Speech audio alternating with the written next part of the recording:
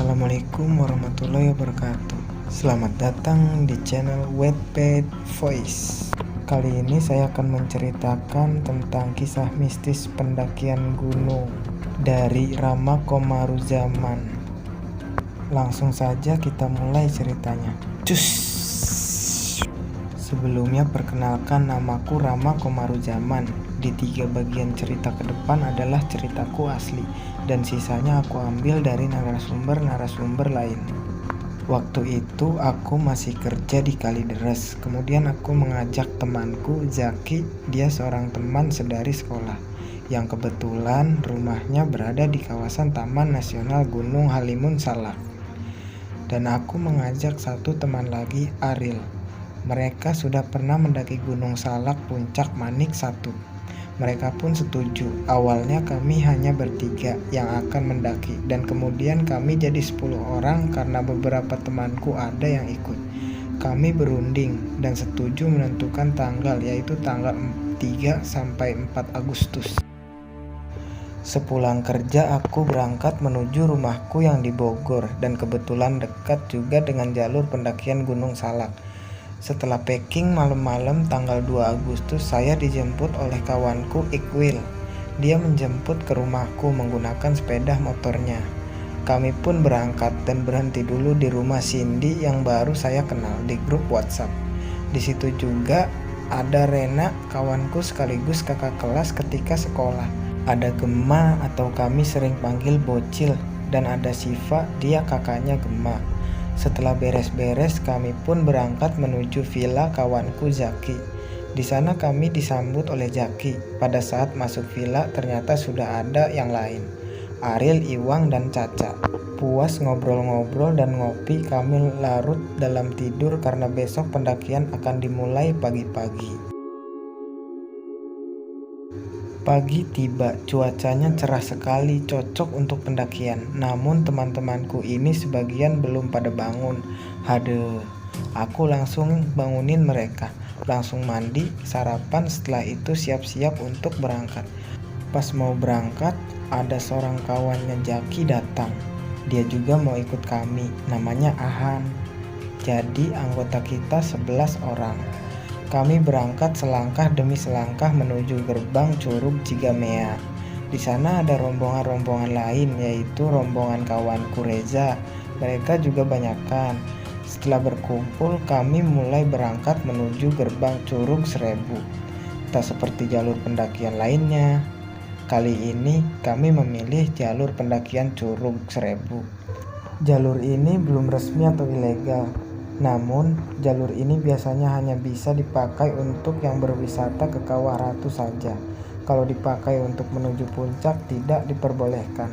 Dikarenakan satu kawan kami Akamsi anak kampung sini, kami pun diperbolehkan. Sampai di gerbang pendakian, kami berkumpul dan berdoa sebelum memulai perjalanan kami. Treknya pun sangat jelas terlihat, disusun oleh bebatuan pertanda bahwa jalur ini sudah dikelola. Namun hanya saja belum diresmikan. Kami berjalan santai saja dikarenakan kebanyakan dari kami masih banyak yang baru, perdana mendaki, dan saya juga sering mengambil spot untuk mendokumentasikan perjalanan kami. Akhirnya kami tiba di sebuah gerbang kayu. Di sana ada saung kecil. Kami pun beristirahat di sini. Tiba-tiba ada 2 orang berpakaian layaknya pendaki dengan membawa barang bawaan yang banyak dan tas carrier besar. Katanya mereka mau nyusul rombongan si Reja. Setelah beres beristirahat, kami berjalan lagi hingga sampai di hutan pepohonan kayak pandan yang besar dan berduri. Kami melewatinya hanya sekitar 20 menit saja. Treknya banyak pohon-pohon tumbang dan banyak lumpur juga. Hingga kami melihat ada 2 orang yang lagi camping. Katanya mereka sedang menunggu teman mereka yang lagi acara goat running kalau nggak salah. Kami berjalan lagi melewati pohon tumbang yang kering. Di depannya terdapat tembok kayak plesteran, nggak tahu itu bekas apaan. Kami pun berjalan lagi hingga sampai di Kawah Ratu, kawah yang indah sekali. Di sini kami berfoto ria dulu dan beristirahat.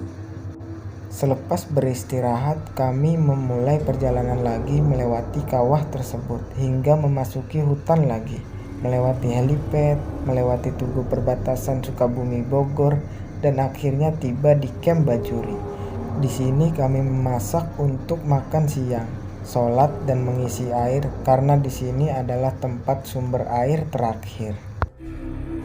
Jam menunjukkan pukul 4 sore. Kami bersiap-siap untuk melanjutkan perjalanan lagi.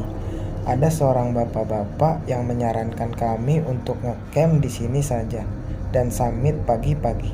Namun kami lebih memilih untuk melanjutkan perjalanan. Di sini mah masih jauh. Mending ngecamp di puncak aja, lebih enak, nggak usah summit. Seorang teman berkata begitu. Kami berjalan lagi. Trek yang santai tiba-tiba menjadi sangat menyebalkan, mulai menanjak. Agak curam juga, sehingga kami pun banyak istirahat di trek. Hingga sampai di HM15, di sini tempatnya lumayan luas. Ada pemandangan pun cukup indah. Kami beristirahat di sini sambil ketawa-ketawa. Seberes beristirahat, kami berjalan lagi. Lalu tiba di sebuah tanjakan yang edan curam sekali. Katanya ini tanjakan setannya Gunung Salak, namun ini versi kesatunya. Cuaca pun mulai memburuk, kabut mulai tebal, mulai meneteskan air hujan.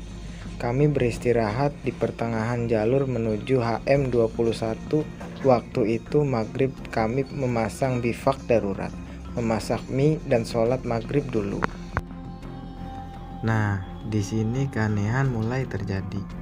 Ekspresi muka Siva kayak ngelihat sesuatu. Namun saya bilang, udah jangan ngelihat kemana-mana, lihat ke bawah aja kalau ngelihat sesuatu. Setelah hujan reda dan kabut pun pergi, kami melanjutkan perjalanan lagi. Kali ini trek malam, gelap dan sunyi. Trek semakin parah tanjakannya.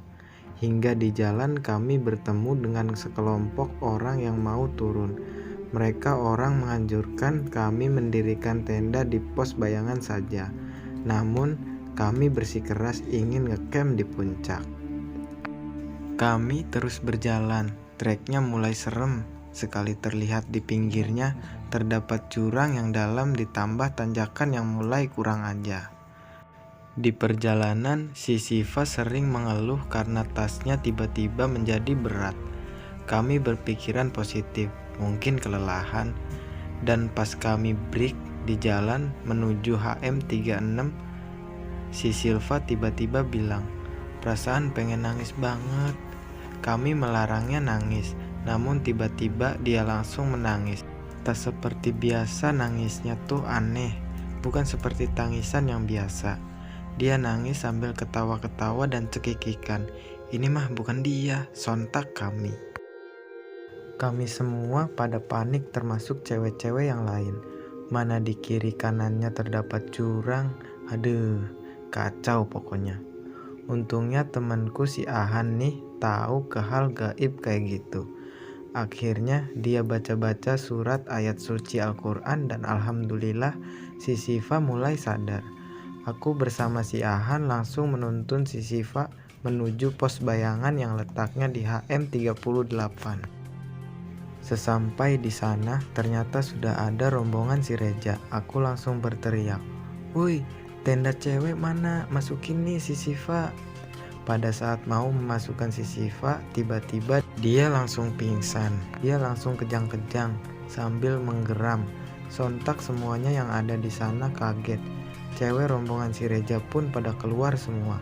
Aku berteriak pada kawanku yang masih di bawah agar cepat-cepat menuju ke pos bayangan.